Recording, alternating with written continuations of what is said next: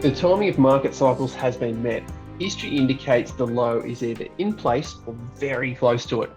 Now we cast our attention to inflation and unpack whether it is as bad as what we've been hearing about. Are we looking at a great trading opportunity and a terrible time for portfolios? Has the property market stacked up and is it going to continue to perform well, or how does it compare against shares? And we really look at this through the lens of the inflationary period. Gary Glover from Novus Capital has spent the weekend doing the research and he's going to share it with us. Good morning, Gary. How are you? Yeah, I'm great, Chris.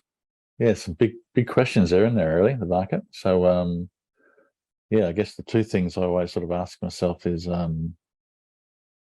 what is the basis for your view? That's one thing I think, when you're listening to any sort of commentators out there, what's the basis of their view on the market there? Like why are they, why are they suggesting something can happen?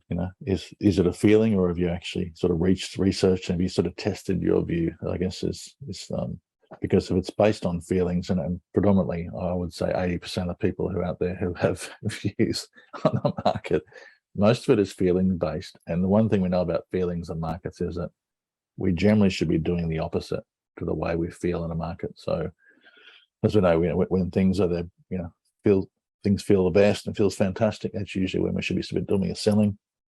And when things feel horrible and you're scared and you feel like you should be completely out of the market, that's usually when you should be coming into the market. So if we're feelings based, we should be very, very careful. So yeah, I mean, so basis of the view should be really based on looking at history and stuff there. So all I'm doing here is the charts is this. It's no, I guess as traders here, we're going to be right sometimes, we're going to be wrong sometimes, but what's our view based on? So when we're looking at certain patterns, certain setups, those sort of setups there, they've got a high degree of success, and then sometimes they fail, sometimes they succeed there, but we definitely have a basis for making that. So just interesting here this week that we've now sort of been following a lot of these bearish cycles. We've got this midterm year, sort of got interest rates rising here, just all the sort of thing, all the ingredients that sort of maybe have occurred in the past have brought our market into a bearish phase and have brought it down. But we've now sort of come back to some really, really big technical levels. So for me, we've finally sort of come back to around, from our weekly ranges, we've sort of come back, 50% of the range, or 61.8. So we've come back to some really big levels. And we've also come back in the right time here, Chris, as well. So this is, I think we've been posting these charts and the cycles for almost 6 to 12 months now, talking about market getting down to these levels here. So the market has fulfilled our most dominant cycle here. It's followed our 60-year, our midterm. It's followed the dominant cycle to a T here, and we've now got itself into a really important timing here. So we've almost got what we asked for in a way. So do we get scared and run, or do we front up here and get long? So to me, I've sort of got pretty much fully invested here. I think I'm around 98% invested as of today, based on we just really, all those markets here now have sort of come back to some key technical levels. They've come back into our heat map in terms of our timing level as well. So these sort of midterm years and these cycles here have sort of suggested this, because this has been fast, it should get there, should get to our low a bit earlier. Yeah, so we're really close here, I think. So look, I might be wrong. Obviously there's lots going on in the world. There's definitely reasons as the market can go lower here, but in terms of sort of price structure, in terms of trend structure, in terms of cycles here, we've sort of landed at the right levels here. Just everything is sort of aligning this week for me in terms of sort of hitting those lows. So, and following these previous sort of cycles which we've outlined, which so far the markets have mirrored. So look, at some point they might stop working, but until they do, I'm sticking with them. So yeah, interesting. Well, that's probably a good point to use the charts that you've put in this week's report. You've got the NASDAQ, which just highlight date last, I think it was possibly been more than 6 months, but yeah, definitely looking at you were looking for the mid-June lows. We got that. It turned around to mid-August highs. And then you've had this target zone from early to mid-October lows. We've touched into that region and then quickly come back out of it. So that's that. They're the ranges that you're talking about, isn't it? We've touched it. That's right. Yeah. So we knew we'd sort of get a bounce from that sort of midterm. So June, July, up into August, and then back down into October. The only thing we sort of didn't know earlier in the year was whether October was going to be a higher low, like the 60-year cycle. So quite a few of these midterm years, October ends up being a higher low. In some of the cases there, we ended up getting new lows there, sort of like 2002 was a new low as well. So that was the only thing we didn't know. But I guess October was going to be a new low, But I think when we talked about it last week, I think some of the largest, I think it might be 8 of the 13 largest corrections in history have found a low in October.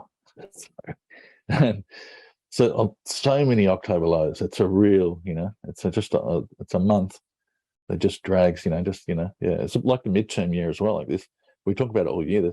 This is a year where it just it's like an anchor. It drags the market down. If you look at the 4-year cycle, the 4-year lows, just this every 4th year here into this midterm year, just it's an anchor for the market, just drags us into a deep low here. So I know there's lots of things going on which just can drag us lower, but it just feels like, to me, it feels like everything's out there now. Like all the doom and gloom it's on the table. We know what's ahead. We know all the risks that lay in front of us.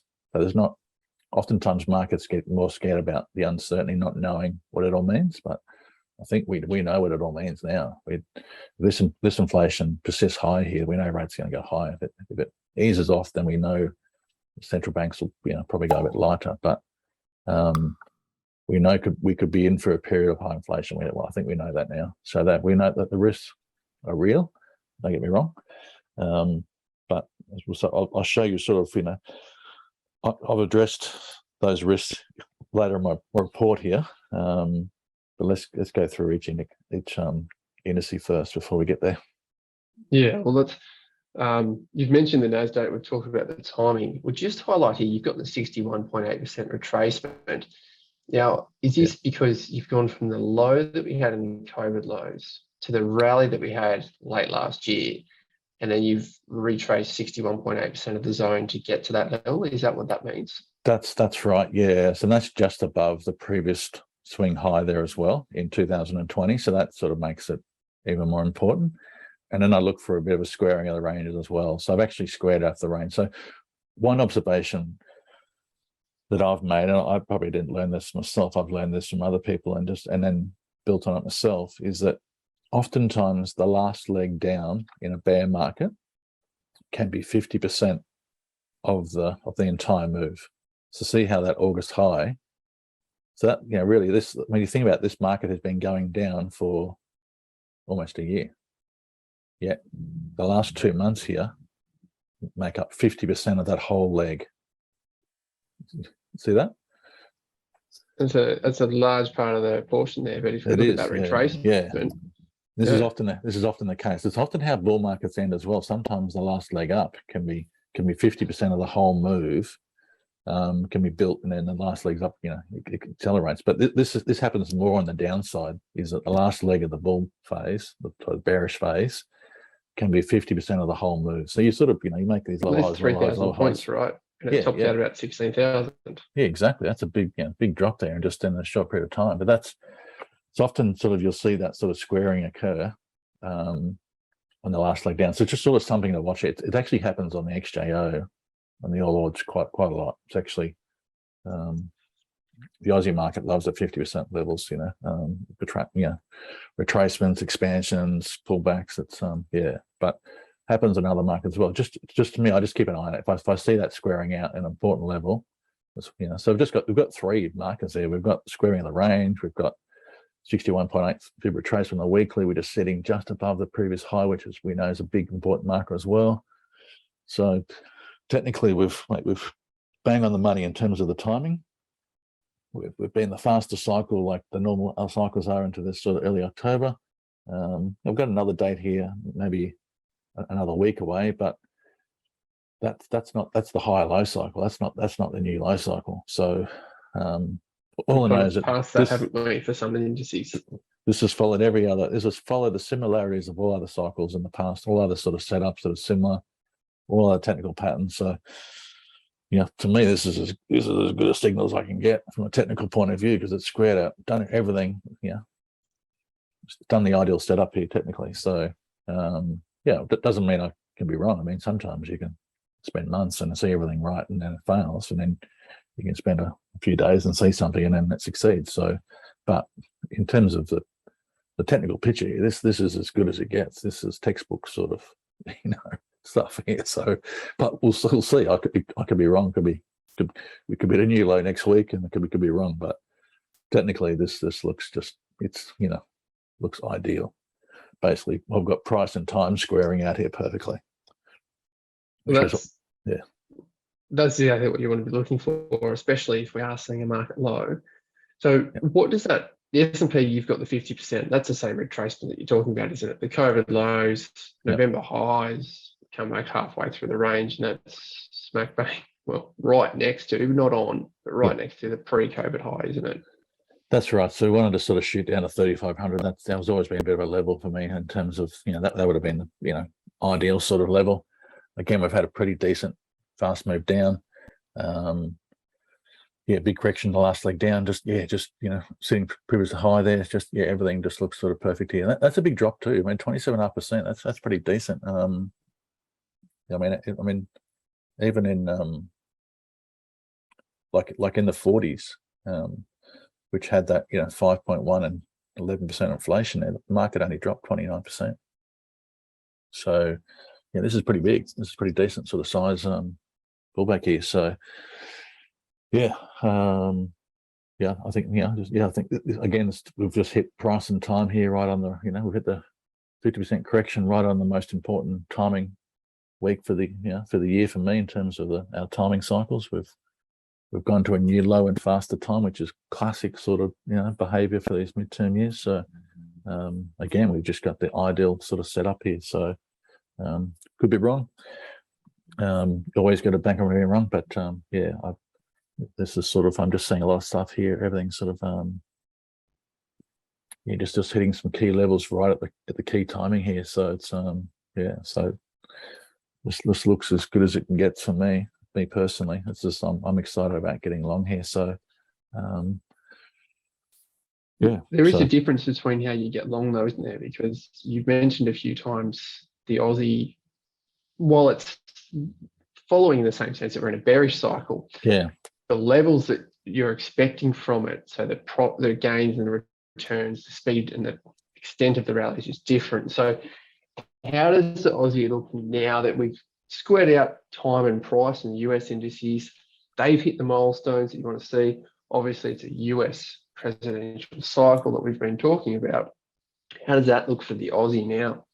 Yeah, this is the one market I could be getting this wrong actually, Chris. Because I sort of normally my sort of cycle suggests that yes, we know bonds bear market first, equities bear market second, commodities bear market third. But if inflation persists, then commodities generally sort of outperform, and our market is showing some outperformance here. So, I mean, if you think about it too, the things that in those high inflationary environments, the things that do well: energy, precious metals, value shares, and sort of high dividend stocks. So we've got all those in our market. So we've actually, from an inflationary perspective, if we do have high inflation, we've got all the best ingredients in our market to actually outperform. And so far we have outperformed here in the last few weeks. We actually bounced pretty aggressively off the low, still holding pretty tight here. So I don't know. I'm still sitting on the fence a little bit in terms of commodities. because if inflation does sort of start to ease off, and I think about in the past that you don't actually doesn't need to sort of fall off the cliff there. Inflation just needs to sort of subside, and the markets can really get going.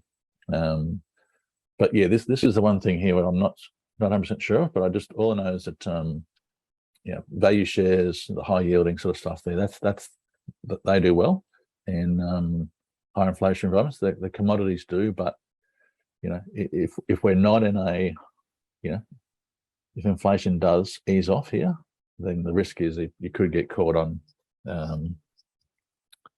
where the commodities pull back. If inflation persists, then commodities will hang around here. So just have to be pretty careful with commodities. That's the one thing which is probably debatable and on the fence at the moment. So but yeah, so for me, maybe just I've sort of gone for a bit of growth here, thinking that inflation will probably ease off here. I've probably started to tweak that a bit more and go a little bit more value. So go for sort of value shares or sort of companies that sort of make earnings, pay dividends, usually sort of have not too high multiples.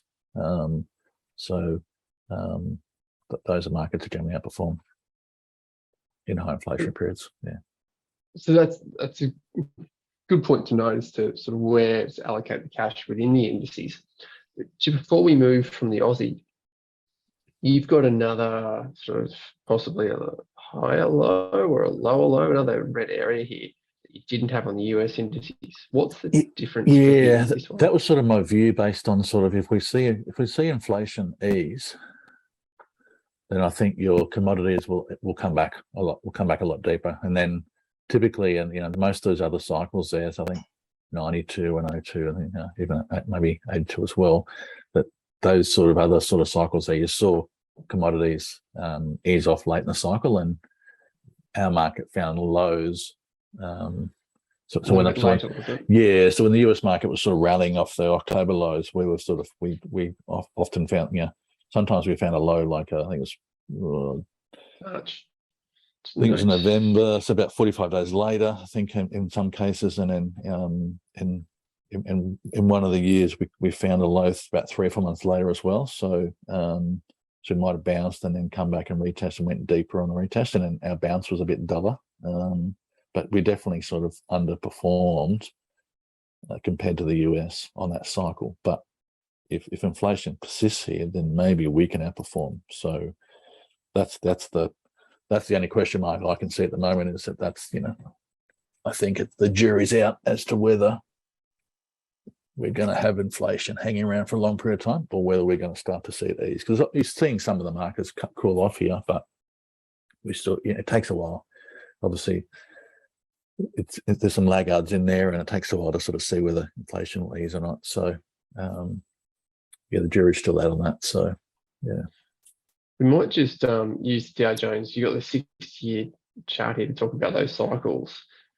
So Dow Jones, is there any more point that you want to add to it, or we kind of covered it with the other indices? Yeah, sort of covered it, mate. Look, this one probably hasn't come as deep here. Obviously, you only got sort of 30 stocks, and they're generally sort of more value oriented. So they're sort of going to hold up better. And generally, sort of the Dow Jones, as we sort of said in the past, that the Dow Jones will outperform the S&P500 in the growth crunch, and then the S&P 500 will outperform NASDAQ in the growth crunch. So sort of, compare to those corrections there, because we've had pretty big. The Dow's come off 22.4%. The S&P is off 27.5%, and the NASDAQ is off 38%. So I mean, 38%. That's a big correction.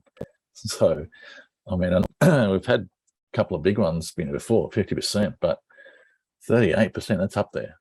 So even on the S&P, 27%, that's up there as well. That's one of the larger corrections. So we've had a decent pullback here, Chris. It's this is not a small correction in markets here. It's actually quite large here. So yeah. So it's a historical time, and even just for the Dow Jones, only 22.4. But as you're noting, they're more mature companies with more stable incomes, profiles, and dividends, so they can help in a market cycle. Yeah, that's the only one that hasn't sort of come back to the perfect level there. But look, they don't always come back perfectly, as we know. So But yes, it still had a pretty decent pullback, and yeah, pretty solid.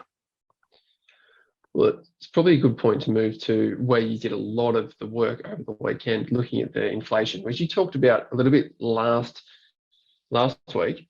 We did, Before yeah. we jump into what you found on it, can you just run through the inflation prints to break them down year by year so we can get a real feel? Because at the moment, we're talking about 8s and 9s, 6s and 7s, depending on the country.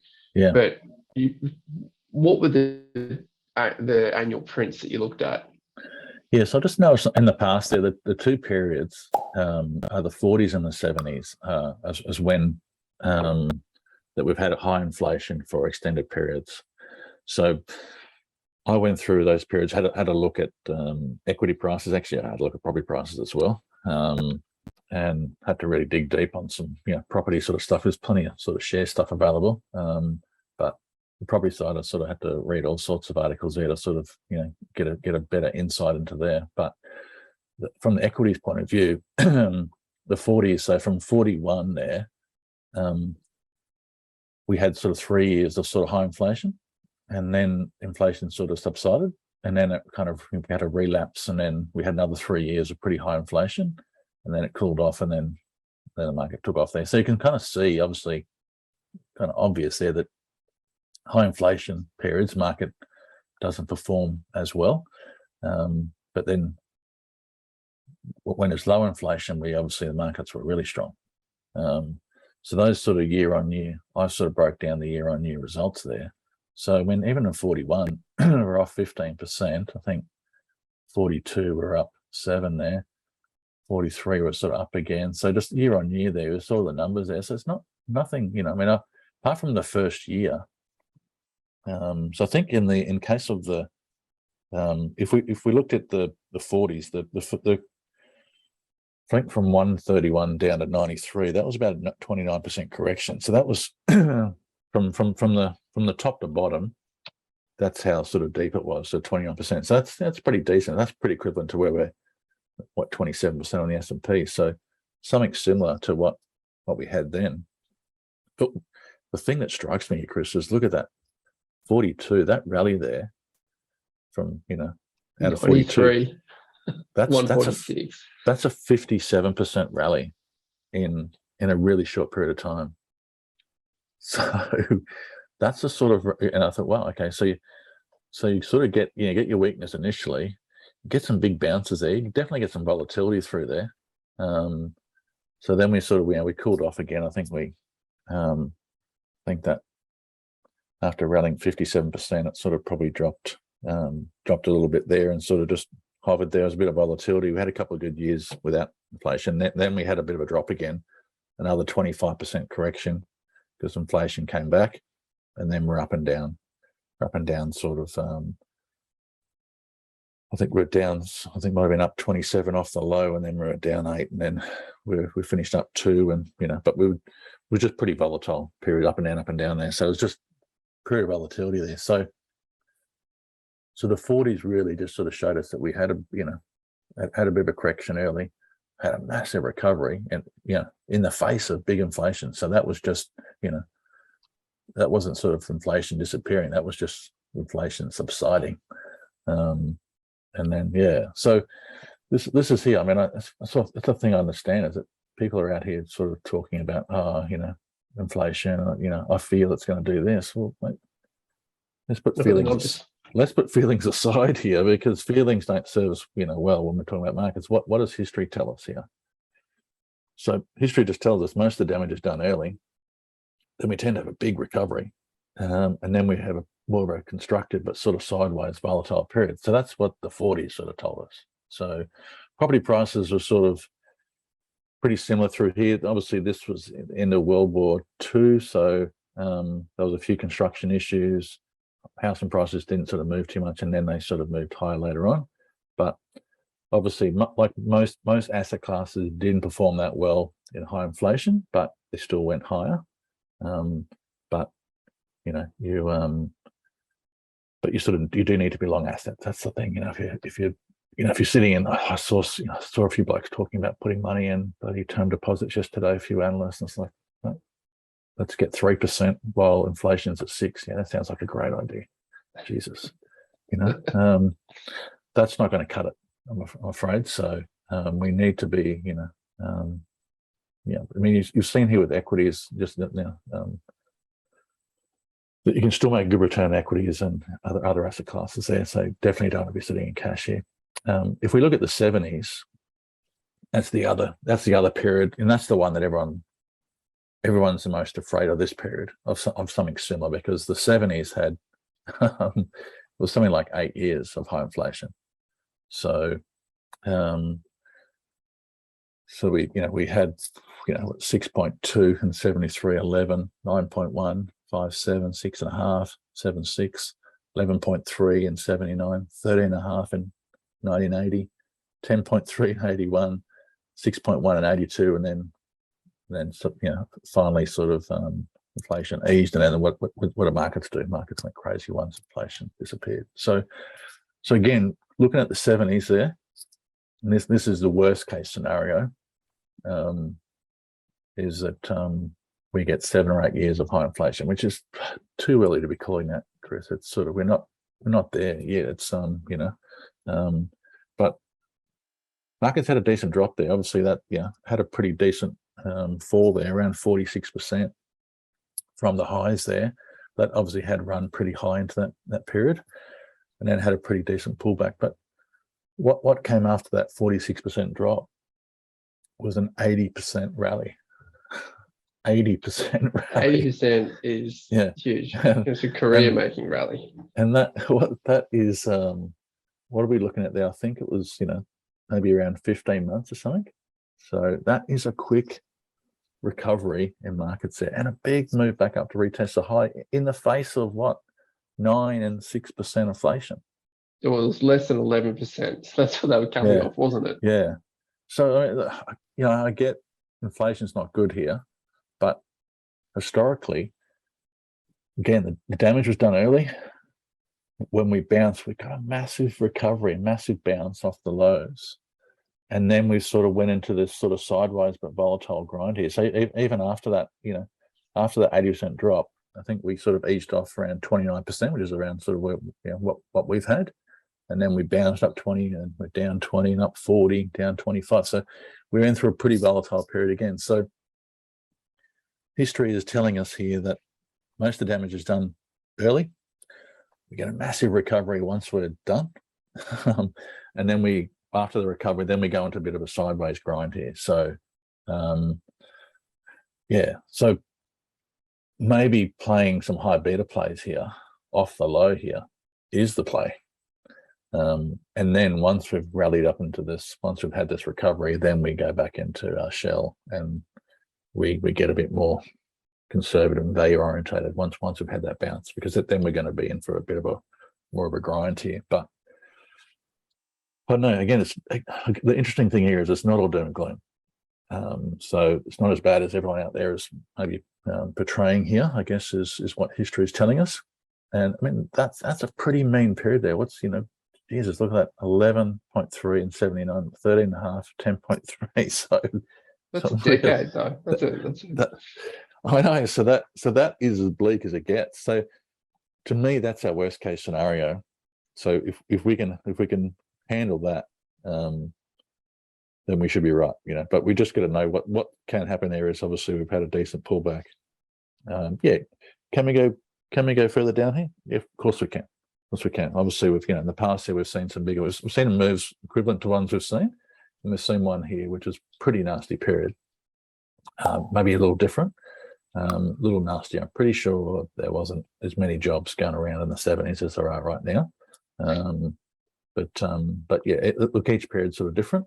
But there's definitely some similarities there, and I guess if we can prepare for what's the worst case scenario, then we can deal with that. Look, if I've sort of put a couple of tweets in there, a couple of stocks as well. But if we go to that last the last spreadsheet there, Chris, which I think I've had up maybe 3 or 4 times here, because that's really just that should sort of highlight to us what the proposition is. If we go through our worst case scenario. So if we do go through high inflation for many years, what sectors perform the best there? And obviously energy, but again, look at some big up years and then some negative years. So that's pretty risky to be, you've really got to nail those. And it feels like energy's had a massive move already. Can it continue high? Of course it can. But that's going to be rocky. It's going to be volatile. There were some big up and down moves in those periods. Precious metals, pretty similar. Big up and down, big up and down. That's been an underperformer here, been a laggard here. So maybe there's an opportunity in that sector. And then really we're looking at value stocks is the star there, 13.6%. And then high dividends yielding stocks as well, because again, if you're going to be sort of sitting in, going to be a high inflation there, you want to be getting some, if you've got money in assets there, you want to be getting paid. So being in growth is sort of going to be, so it's probably small caps and growth is probably where you don't want to be if we're going through high inflation. So that's just, it's important as traders, investors, that we understand the risks in front of us and what could happen. And if we can build a strategy around that, then that's fine. So that's probably, for me, that's probably the most important chart, because that picture is our worst case scenario, and that's not that bad. That still sort of tells us if we have a portfolio of value stocks, we might be able to get a 13.6% return over the next decade if we go through, like Stanley Druckenmill's telling us here, that we might have 10 years of no returns. Well, we still get a pretty decent return. I can tell you that property only returned 9.5% over that period, and I think there was 3 or 4 years where actually I think there was actually 3 years in a row where the price of property went down in I think most of Australian capital cities. Might have been 70. I think I'll put it in the report there somewhere actually. But the 3 years in a row were basically the price of property went down. But then obviously, if you're looking at, that's taking out inflation there. But if you add obviously inflation in, then each year the price of property really went up. So, but if you're only going up 9% and inflation 7%, then you're only getting a small gain. So, but it's the same sort of shares as well. But it does tell us here that value stocks, that's the place to be. So in a worst case scenario, so maybe we've got to if inflation does persist, we've got to probably transition to that type of thinking. But that's our worst case scenario. So that tells us there's opportunity in the market. We just need to be in exactly.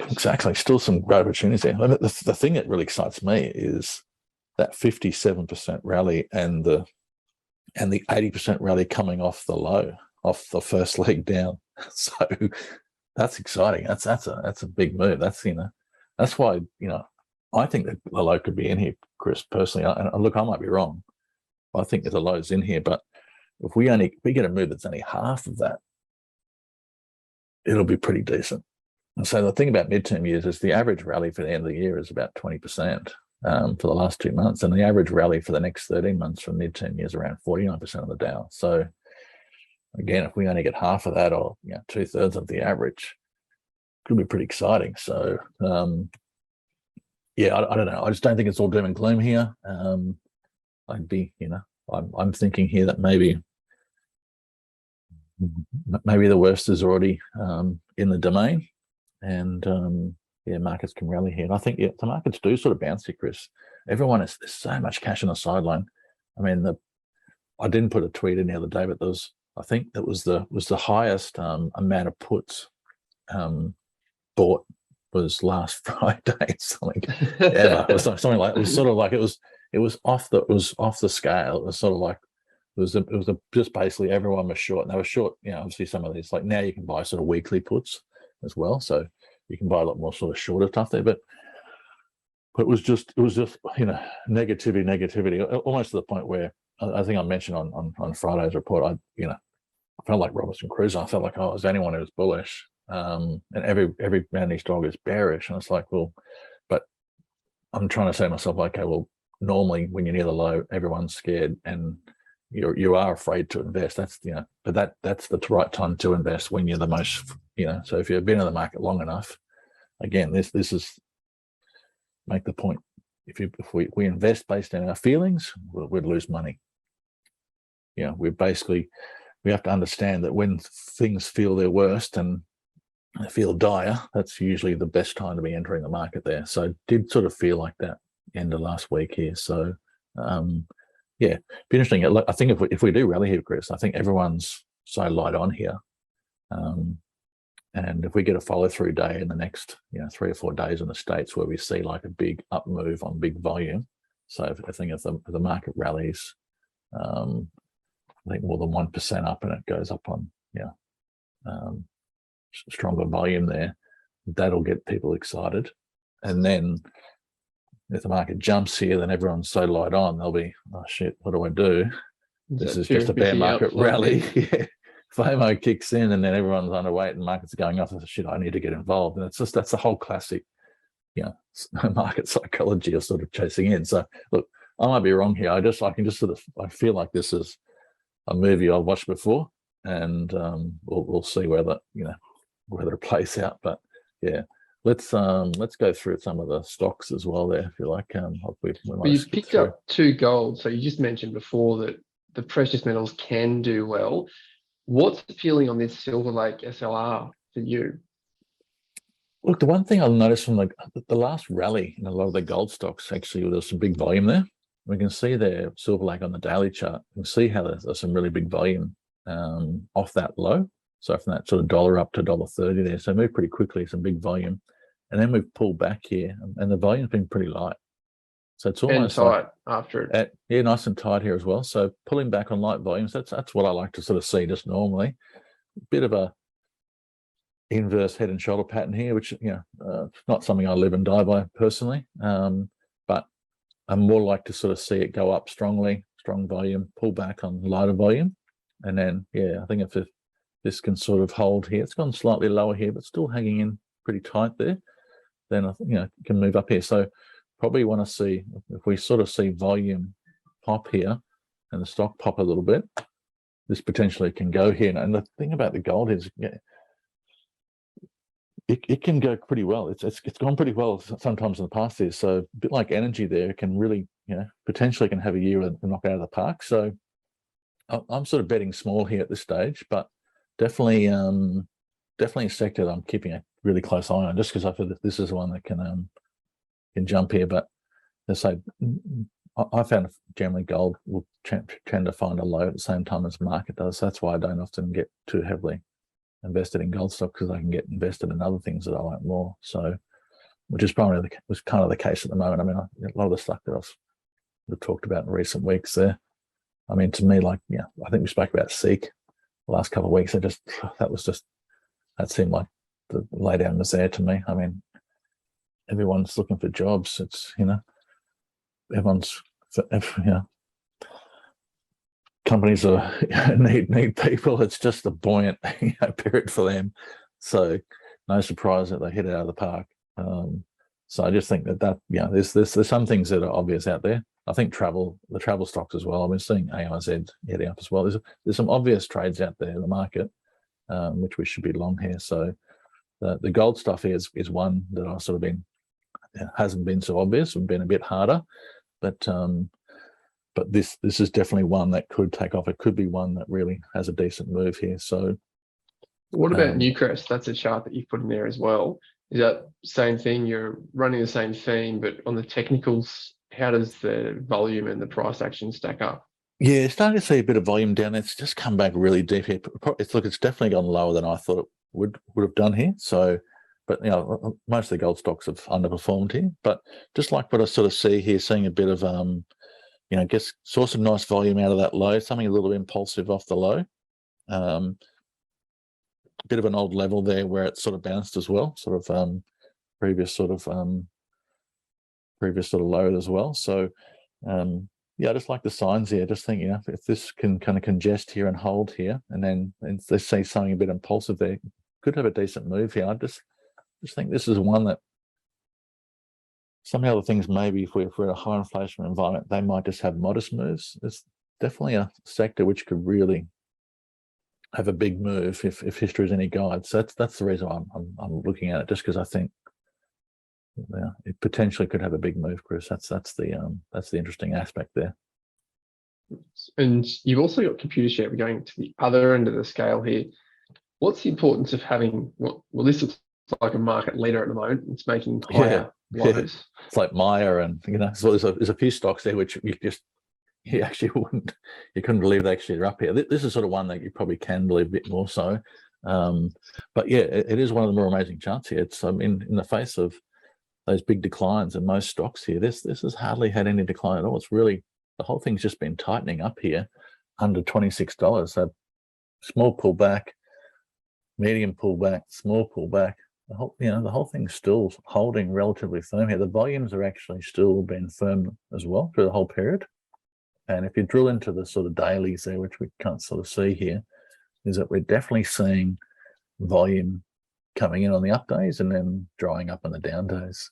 So normally this sort of pattern, this VCP pattern, this sort of strong trend winding up here. So normally most people be looking for the stocks there after a bear market.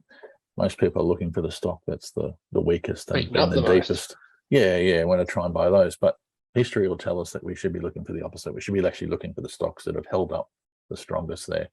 And look, the one thing which is going on with Computershare is that they are moving into some international markets as well. And yeah, so I saw earnings.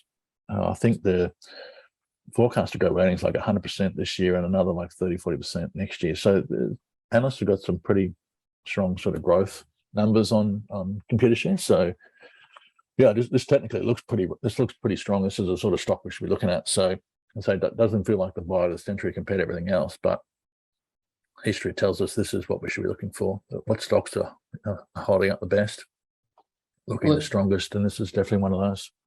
Another one that is holding up, and it's quite surprising because it was the company that got belted in the Royal Commission, and it was.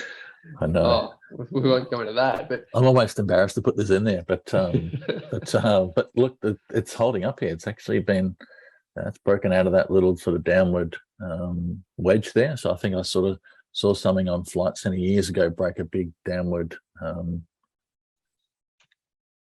sort of declining wedge like this, and then broke out, did a bit of building, and then took off. So this is pretty interesting here. We're sort of broken out of that range. We're sort of starting to sort of show a bit of outperformance. We're holding up really well compared to the overall market.